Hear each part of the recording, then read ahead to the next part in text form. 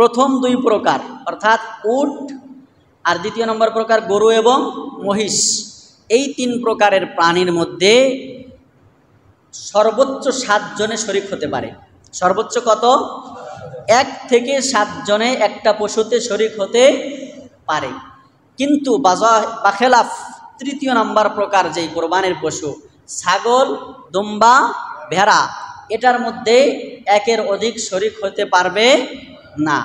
ছাগল, দুম্বা, ভেড়া দিয়ে যদি কেউ কোরবানি দেয় তাহলে নিজের একটা কিনে এরপরে কি করা লাগবে? দেওয়া লাগবে। কিন্তু উট, গরু, মহিষের ক্ষেত্রে 1 থেকে নিয়ে 7 ভাগ পর্যন্ত দিতে পারবে। 7-এর অধিক যদি আবার হয় তাহলে দিতে পারবে না। এখানে একটা মাসআলা আগেই বলে দেই, সেটা দেখেন যে একটা পশুতে সর্বোচ্চ কতজন শরীক হতে পারবে? কতজন? 7 জন। অনেকেই আমরা এই কাজটা করি, সেটা হলো যে একটা পশুতে 8 জন শরীক হয়ে যায়। কেমনে শরীক হয় একটু বোঝেন। দেখেন 6 জনে নিছে 1 ভাগ, এক ভাগ করে। 6 জনে কয় ভাগ করে নিছে? এক ভাগ করে নিছে। যেমন কথার কথা, আপনার গরুটার দাম হচ্ছে 70,000। কত? কোরবানির পশুর দাম 70,000, উদাহরণ মেসাল দেই। তো 70,000 এখন 6 জনে 10 10 10 10 10 10 করে দিল, কত হইল? 60। কত হয়েছে? 60 হয়েছে। আর থাকলো কত? 1 ভাগে 10। এখন বলে যে আমি তো, আমার তো টাকা নাই, তাহলে এক কাজ করি, আমি 5,000 দেই আর তুমি 5,000 দাও। আমি 5,000 দেই, তুমি 5,000 দাও। 5 5 কত হইল? 10 হইল। এই 10 দিয়া আর 1 ভাগ। আচ্ছা, এইখানে তাহলে ভাগ মূলত কয়জনের হইল? 8 জন। বলে কোরবানি হবে? হ্যাঁ, কারণ কি একটা কোরবানির পশুতে সর্বোচ্চ কতজন? সর্বোচ্চ কত ভাগ? 7 ভাগ। তো এখানে হয়ে গেছে কয় ভাগ? 8 ভাগ। এই জন্য এই বিষয়টা খুব হুঁশিয়ার, বিশেষ করে যৌথ ফ্যামিলির যারা, যৌথ ফ্যামিলি অর্থাৎ বাবা মা এখনো বেঁচে আছে, বাবা মা এখনো বেঁচে আছে, কিন্তু ভাইয়েরা দেখা গেল প্রত্যেকেই আলাদা আলাদা। ভাইয়েরা প্রত্যেকেই কি, তাদের হাড়ি পাতিলও আলাদা, ব্যাংক ব্যালেন্সও আলাদা। একজন থাকে ঢাকা, একজন থাকে চট্টগ্রাম, একজন থাকে খুলনা, একজন থাকে যশোর। হ্যাঁ, এভাবে এক একজন এক এক জায়গায় থাকে। শুধুমাত্র বাবা মা কোথায় থাকে? বাড়িতে থাকে। কোরবানির সময় আসলে বাবা এক ছেলেরে ফোন দেয়, বা এক ভাই আর এক ভাইরে ফোন দেয় যে ভাই এবার তো কোরবানি করা দরকার, কোরবানি করবা না? আচ্ছা ঠিক আছে, কোরবানি তো করবো, তাহলে কেমনে কি? আব্বারে তাহলে পশু কিনতে কও, আব্বারে 1 ভাগ রাখতে কও, আব্বারে 1 ভাগ রাখতে কও, পরে যত টাকা আছে আমরা সব ভাই মিলে দিব, সব ভাই মিলে দিব। এইখানে মাসআলা বুঝতে হবে আমাদেরকে, সেটা হলো যে আমাদের প্রত্যেক ভাইয়ের হাড়ি পাতিল আলাদা, ব্যাংক ব্যালেন্স আলাদা। সেক্ষেত্রে যেমন আমরা কথার কথা 5 ভাই, এখন 5 ভাইয়েরই যদি দেখা যায় আলাদা আলাদা ব্যাংক ব্যালেন্স, আলাদা আলাদা হাড়ি পাতিল, এবং 5ও ভাইয়ের নেশাব পরিমাণ সম্পদ আছে, 5ও ভাইয়ের নেশাব পরিমাণ সম্পদ আছে, তাহলে তো 5ও ভাইয়ের উপরেই কোরবানি ওয়াজিব, তাই না? 5 ভাইয়ের উপরেই কোরবানি কি ওয়াজিব।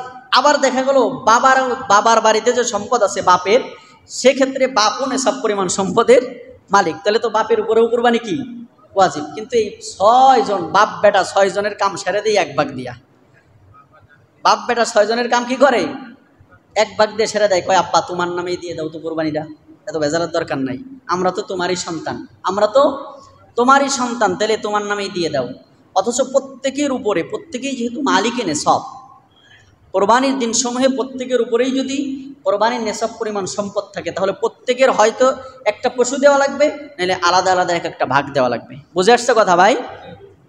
এখন আসেন যৌথ ফ্যামিলি, কিন্তু দেখা যায় থাকে দূরে, এক একজন এক এক শহরে থাকে, বাবা মা দেশে থাকে, কিন্তু ব্যাংক ব্যালেন্স সব এক জায়গা।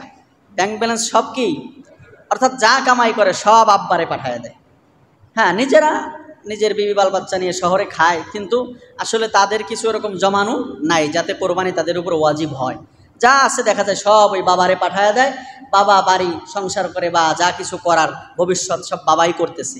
সেক্ষেত্রে এটা যদিও এরা কয়েক ভাই দূরে দূরে, কিন্তু এরা এক ফ্যামিলি, এরা কি এক ফ্যামিলি। তো সেই হিসাবে বাস এদের 1 ভাগ কোরবানি দিলেই যথেষ্ট। কিন্তু বর্তমানে দেখা যায় অধিকাংশ হলো এমন না, অধিকাংশর প্রত্যেকেরই আলাদা আলাদা ব্যাংক অ্যাকাউন্টে লক্ষ লক্ষ টাকা আছে, কিন্তু তারপরেও কি করে, কোরবানির সময় আসলে সবাই মিলে আব্বারে কয় একটা ভাগ রাখো, একটা কি রাখো, এতে কিন্তু কোরবানি হবে না। কোরবানি এই জন্য এই বিষয়টা মাঝখান দিয়ে বলে রাখলাম, ইনশাল্লাহ খেয়াল করবো যারা যৌথ ফ্যামিলি আছে। তো আমরা ছিলাম কোথায়, যে একটা পশুতে 7 ভাগ, কত ভাগ, 7 ভাগে দেওয়া যায়। সেটা হলো প্রথম 2 প্রকারের পশু, অর্থাৎ উট, গরু, মহিষ। তাছাড়া বাকি যেই 3য় নম্বর প্রকারে 3 প্রকারের পশু আছে, ছাগল, দুম্বা, ভেড়া, এটার মধ্যে কোনো ভাগ বসানো চলবে না। এবার আসেন, এখন আমি একা একা দিতে পারতেছি না, এখন আমি চাইতেছি একটু শরীকের সাথে কোরবানি দেব, ভাগে কোরবানি দেব। তো ভাগে কোরবানি দেওয়ার ক্ষেত্রে আমাদের ভাগিদারকে দেখে শুনে সিলেক্ট করা চাই, যে যার সাথে আমি কোরবানি দিচ্ছি তার টোটাল ইনকামের রাস্তা তো হারাম না, তার টোটাল পয়সা তো হারাম না, এটা খেয়াল করা। কোনো ব্যক্তির যদি টোটাল একেবারে 20,000 টাকার একটা ভাগ দেশে কোরবানি করতেছে, 20,000 টাকার একেবারে 20,000 টাকাই বা 15,000 টাকাই যদি তার হারাম থেকে আসে, তার সাথে কোরবানি দিলে তারটাও হবে না, যারা কোরবানি দিবে তাদেরটাও হবে না। এজন্য ভাগের ক্ষেত্রে একটু খেয়াল করা, একটু কি করা, চোখ কান খোলা রেখে এরপরে শরীক বানানো।